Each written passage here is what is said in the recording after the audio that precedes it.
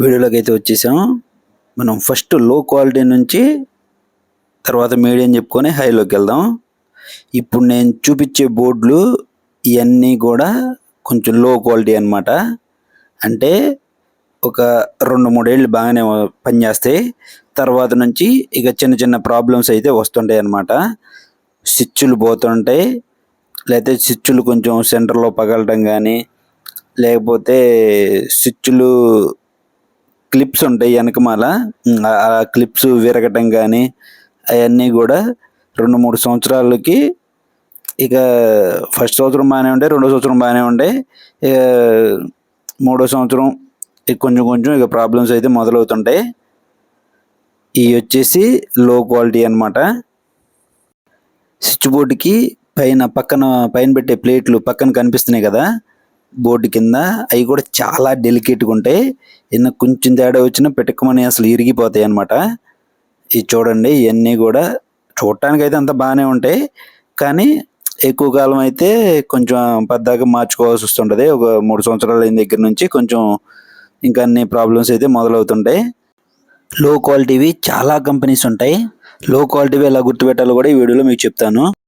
లో క్వాలిటీ స్విచ్లు ఎలా గుర్తుపట్టాలంటే, ఇక్కడ మూడు కంపెనీల స్విచ్లు ఉన్నాయి. ఇదేదో ఫ్లిక్స్ అంట, ఇది వచ్చేసి విషయాలు, ఇది వచ్చేసి వేగా వెస్టర్న్, ఇంకా స్టార్ ఎక్స్ అని, ఇంకా K9 అని, ఇంకా వి గోల్డ్, ఇంకా చాలా కంపెనీలు ఉంటాయి. మనం లో క్వాలిటీ అని ఎలా గుర్తుపట్టాలంటే స్విచ్లు ఈ పైన ఇది ఉంది కదా, ఈ టైప్లో ఉన్నవన్నీ కూడా లో క్వాలిటీ అన్నమాట. ఈ పైన మన ప్రెస్సింగ్ది ఉంది కదా క్లిప్ లాగా, ఇది ఇలా ఉంటే లో క్వాలిటీ అన్నమాట. అవన్నీ ఈ తొందరగా హార్డ్ అయిపోయి ఇరిగిపోతుంటే స్విచ్లు బాగానే పనిచేస్తాయి, ఈ ఇరిగిపోయి బోర్డు లోపలికి పోతుంటుంది అన్నమాట ఈ స్విచ్. ఇలాంటి లో క్వాలిటీ. ఇక మీ బడ్జెట్ని బట్టి అప్పుడు డబ్బులు లేవనుకుంటే కొనుక్కోండి, కానీ ఇవి అయితే కొంచెం లో క్వాలిటీ అన్నమాట. ఇవి ఈ క్లిప్ టైప్ ఉన్నాయి, ఈ టైప్ ఉన్నాయి మొత్తం లో క్వాలిటీ. ఇంకో వేగా వెస్టర్న్ ఉంది కదా, ఇవన్నీ కూడా లో క్వాలిటీ అన్నమాట. ఇవన్నీ కూడా తక్కువ రేటే ఉంటాయి. లో క్వాలిటీ స్విచ్ల గురించి మీకైతే పూర్తిగా అర్థమైంది అనుకుంటున్నాను. ఇందాక చెప్పాను కదా స్విచ్ మధ్యలో ఇరిగిపోతుంటాయని, ఆ స్విచ్ అయితే చూడొచ్చు.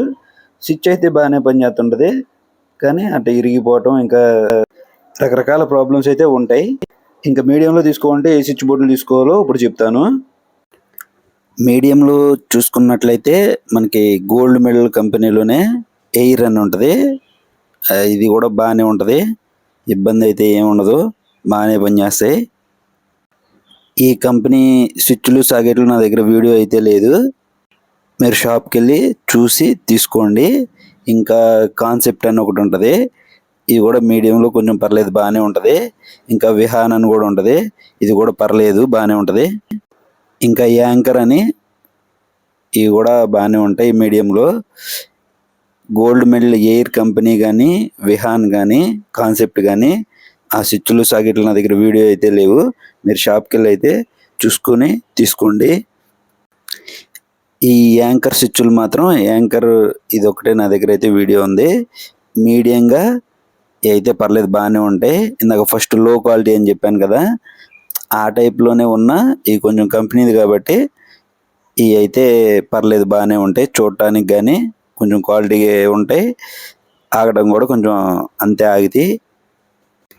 ఈ మధ్య ఈ యాంకర్ స్విచ్లు అయితే ఒకళ్ళ ఇంటి దగ్గర పెట్టాము, అంతకుముందు కూడా వాడాంలే.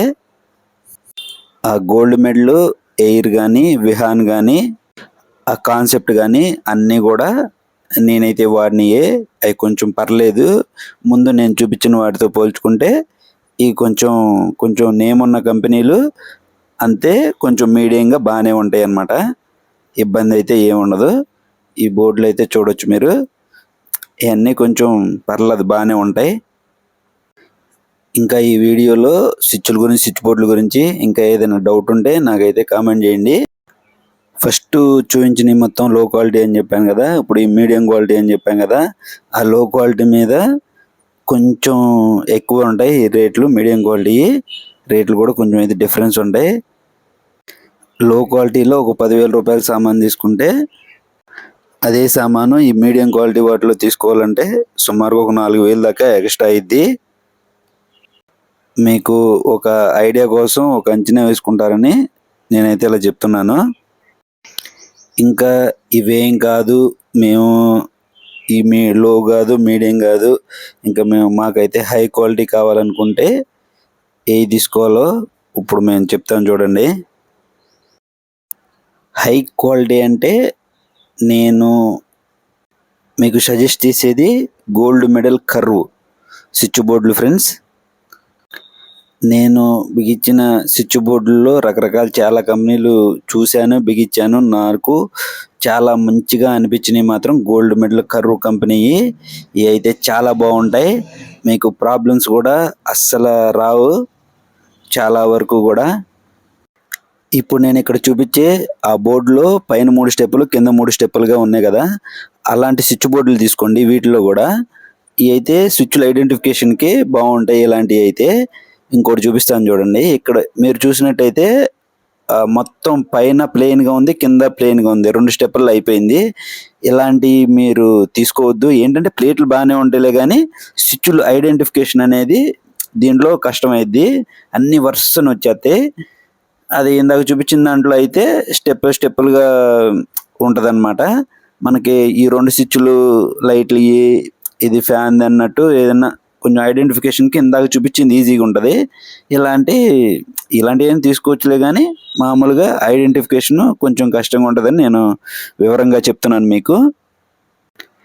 ఇప్పుడు ఇక్కడ నేను చూపించేది పైన వైట్ కలర్ ప్లేట్ ఉంది కదా, అవి ఇంకా చాలా కలర్స్ ఉంటాయి. మామూలుగా మీకు లైట్ డార్క్ గ్రే కలర్ ఉంటుంది, ఇంకా గ్లాస్ మోడల్ ఉంటుంది. ఈ వైట్యే కొంచెం తక్కువ ఉంటాయి అనమాట. ఎన్మాల్ చూడండి మంచి స్ట్రాంగ్ ఉంటుంది అనమాట. ఐరన్ది మామూలుగా గాడ్ లాగేస్తారు. ఆ ప్లేట్ అసలు వంగదు అనమాట. ఇంకా స్విచ్ బోర్డ్ అనేది ఇంకా ఎటు వంగదు. కింద అక్కడ కూడా ఒకటి కనపడదు చూడండి ఎన్మాల, అది స్ట్రాంగ్ ఉంటుంది అనమాట. ఎన్మాల ఐరన్ ప్లేట్ లాగిస్తారు. అన్నీ కూడా మంచి స్ట్రాంగ్ ఉంటాయి. ఈ కంపెనీ వచ్చేసరికి గోల్డ్ మెడల్లో కర్వ్ మోడల్.